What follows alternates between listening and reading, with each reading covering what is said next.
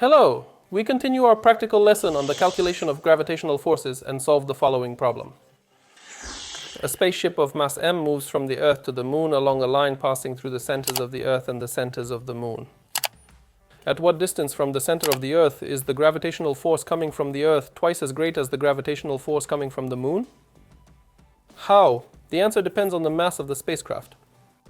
Let's write down the necessary data. So we must determine some distance from the Earth to the ship where the corresponding value of this force will occur. Let us denote this distance by the letter x. Now, what do we know for this problem? We know that there is a certain distance between the Earth and the Moon. This is a reference. We'll write it down as 384,000 kilometers. And we'll also need information about the mass of the Earth and the Moon, or at least how they're related to each other.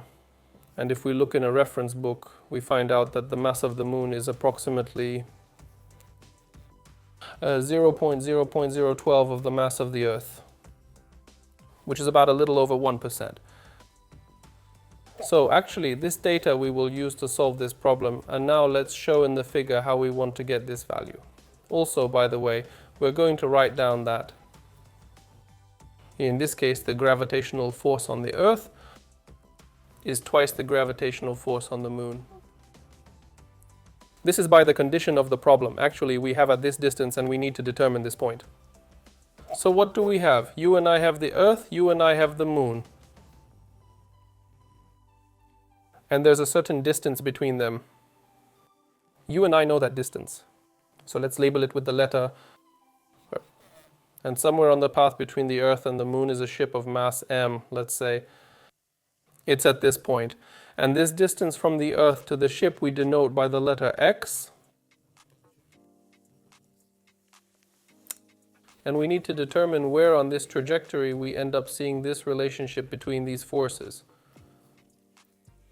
In this case, it's clear that the ship will attract both objects, so the Moon will act on it. It's going to be acted upon by the Earth.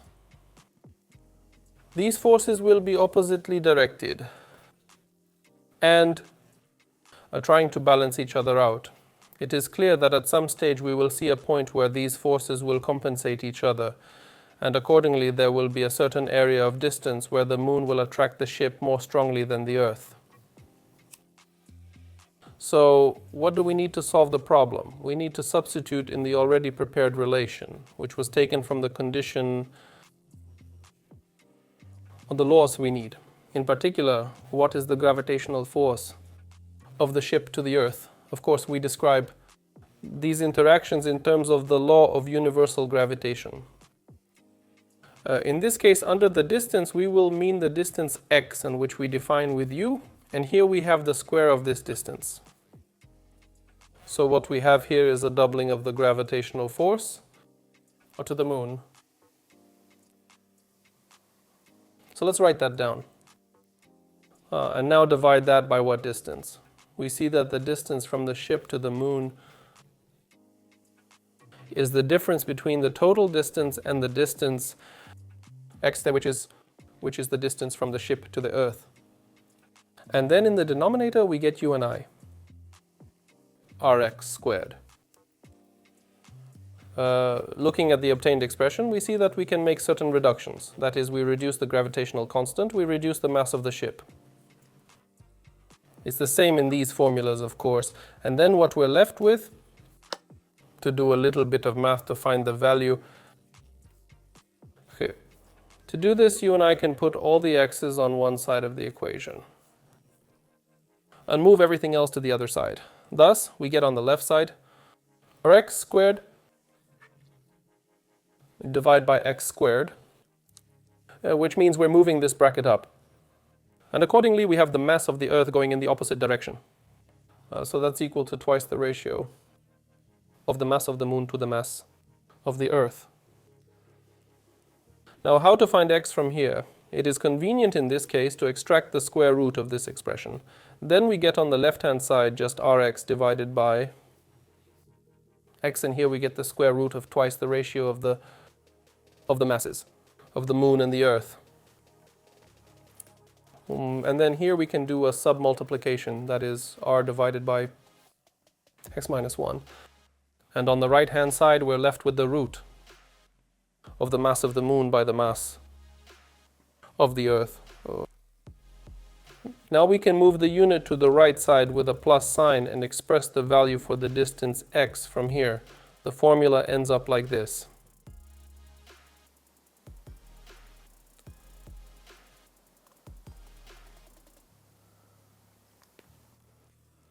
We can see that we've got the dependence of this coordinate of a point on directly all the parameters going here, and now it remains only to substitute the numerical values. The distance that we know with u is 384,000 kilometers. Then 1 plus the root of 2 times the ratio of the mass of the moon to the mass of the Earth is the quotient, 0.12 thousandths.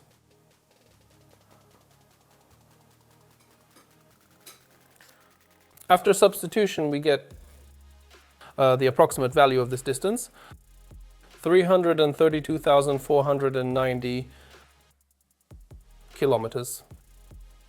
That is, this point will be located quite close to the moon. It would seem that it may not be quite clear why this happened, but nevertheless, if we look closely at the masses, we see that the mass of the moon is only a little over 1% of the mass of the Earth, which means that these are light objects enough, of course. Earth will have a large enough gravitational force even close to the surface of a given moon. Therefore, this distance is a feasible answer. The second question of the problem was how the mass of the ship affects this answer value. As you and I have seen, the mass of the ship decreased at the very beginning. That is, nothing depends on this mass because it participates in two forces at the same time. And when you and I do a calculation and calculate some kind of relationship between these forces, the mass of the object that is attracted to both the moon and the Earth doesn't play any role in this case. And so this is the end of our task. We will see you in our next lessons. Goodbye.